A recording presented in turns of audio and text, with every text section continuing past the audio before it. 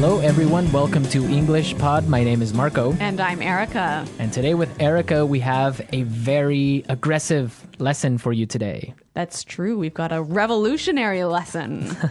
Yes, today at English Pod, we're protesting. So Erica, why don't you tell us what a protest is? Well, when you protest something, you go into the streets and show your disagreement. Right, and you yell and you have signs and everyone's just protesting. And the news comes, and if it's not clear now, it'll be clear after the dialogue, I'm sure. Definitely. So why don't we start with our vocabulary preview? Vocabulary preview. We have two words in our vocabulary preview today. The first is bankrupt. Bankrupt. Bankrupt. Bankrupt. So if a company goes bankrupt, what happens? It means the company doesn't have any more money. So it can't pay salaries. It can't pay Can't anything. pay its bills, yeah. So basically, if it's bankrupt, it's probably going to close. Exactly.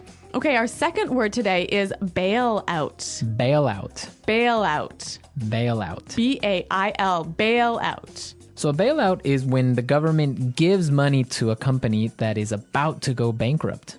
That's true. It's emergency money that will help save the company. Well, these two words are taken directly from our dialogue. And in today's dialogue, we're going to bring you live to a newscast. Right, so why don't we just listen to the dialogue?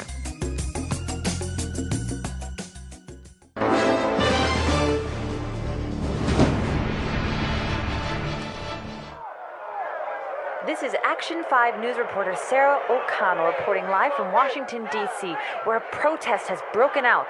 Thousands of angry citizens are protesting against the proposed bailout of the auto manufacturing industry. Sir, Sarah O'Connell, Channel 5 News, can you tell us what's happening? Yeah, we're here because we feel this is an injustice.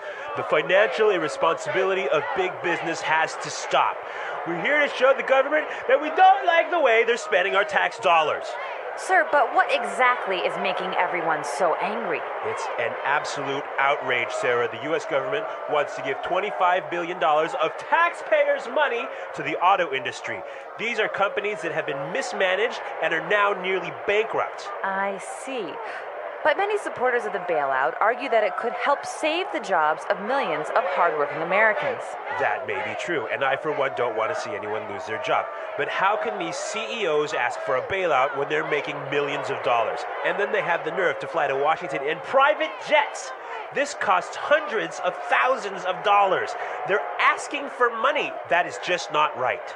Good point. This is Sarah O'Connell reporting live from Washington, D.C. Back to you, Tom.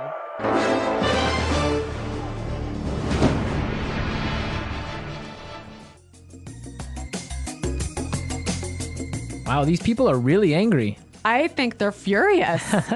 Well, I think they have some good points, and we'll talk about that later. But now, It's time for language takeaway. Language takeaway. Yeah, there was some great language in this dialogue. A lot of language we use to express our anger. right. And one of those words, and the first one for language takeaway, is injustice. Injustice. Injustice. An injustice. So an injustice is something that isn't fair. It's totally unfair. It's unfair, yeah. This is an injustice. Let's look at our second word, outrage. Outrage. Outrage. An outrage. So Erica, why don't you give us an example on how you would use outrage? There's no more coffee. This is an outrage. Yeah, there we go. That's an outrage. Okay, Let's go to our next word now. breakout. Break out. Breakout. Break out. So we have some great examples on how we use breakout, so let's listen. Example 1. War is broken out in Antarctica as countries of the world fight for control of the icy continent. Example 2. Officials are warning that fighting could break out in the border regions.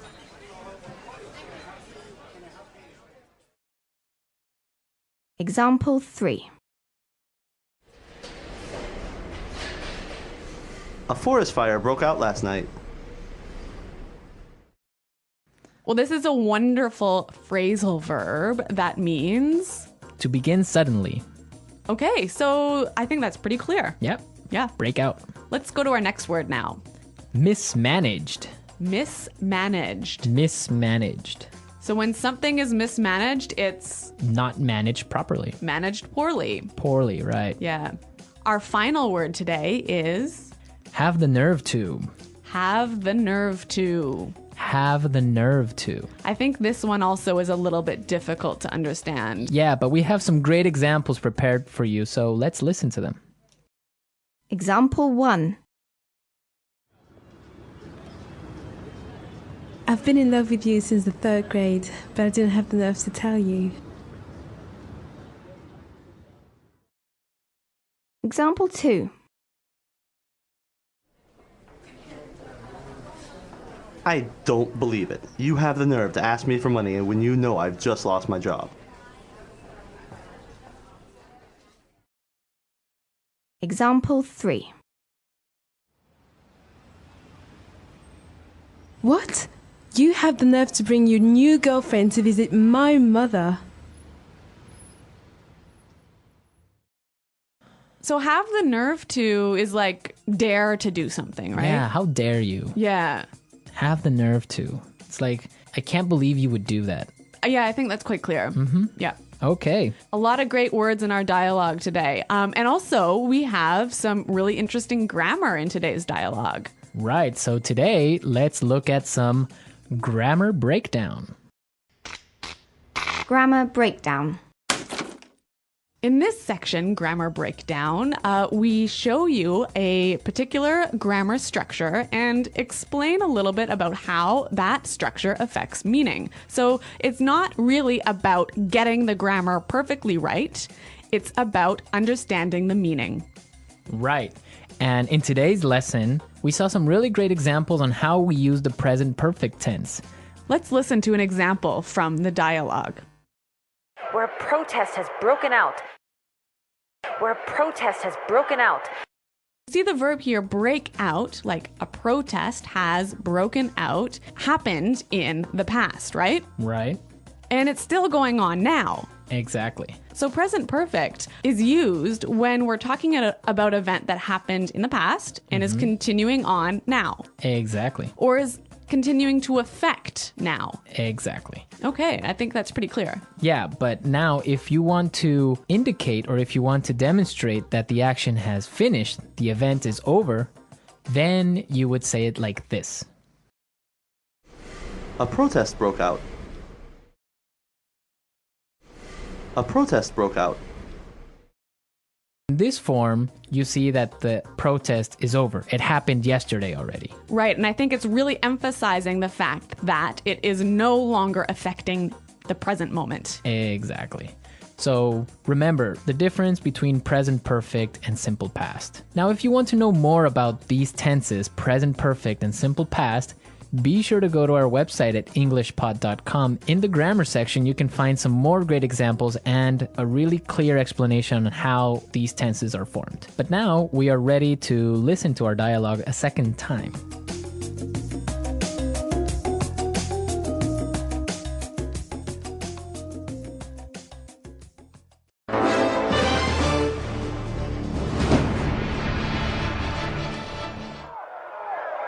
This is Action 5 news reporter Sarah O'Connell reporting live from Washington, D.C., where a protest has broken out. Thousands of angry citizens are protesting against the proposed bailout of the auto manufacturing industry.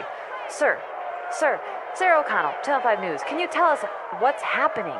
Yeah, we're here because we feel this is an injustice. The financial irresponsibility of big business has to stop. We're here to show the government that we don't like the way they're spending our tax dollars. Sir, but what exactly is making everyone so angry? It's an absolute outrage, Sarah. The U.S. government wants to give $25 billion of taxpayers' money to the auto industry. These are companies that have been mismanaged and are now nearly bankrupt. I see. But many supporters of the bailout argue that it could help save the jobs of millions of hardworking Americans. That may be true, and I, for one, don't want to see anyone lose their job. But how can these CEOs ask for a bailout when they're making millions of dollars? And then they have the nerve to fly to Washington in private jets. This costs hundreds of thousands of dollars. They're asking for money. That is just not right. Good point. This is Sarah O'Connell reporting live from Washington, D.C. Back to you, Tom.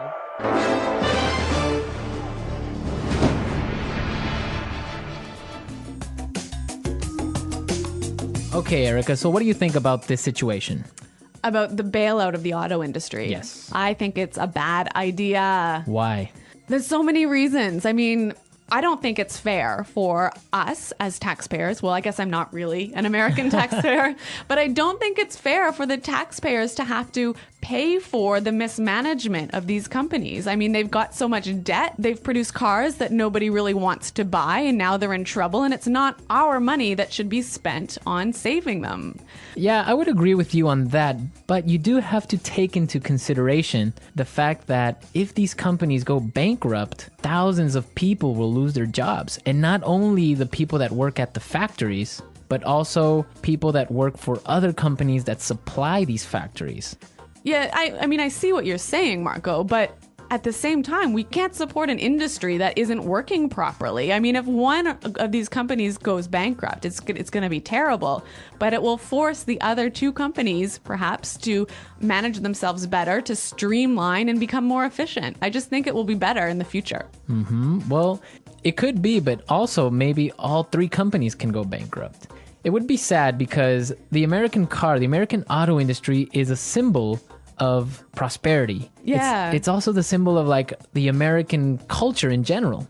I guess that's true. So it would be a shame for it to go bankrupt because everyone owns a car in the United States, or most people, and it's just something that we can't lose. But it is an interesting topic, and we also want to know your opinions about it. Yeah, listeners, please come to our website at EnglishPod365 and tell us what you think about this bailout and about this lesson. On the website, we'll post a link to the news article where you can read a little bit more about this because this is actually going on now. That's true. Well, everyone, thanks for listening, and until next time, goodbye. Bye.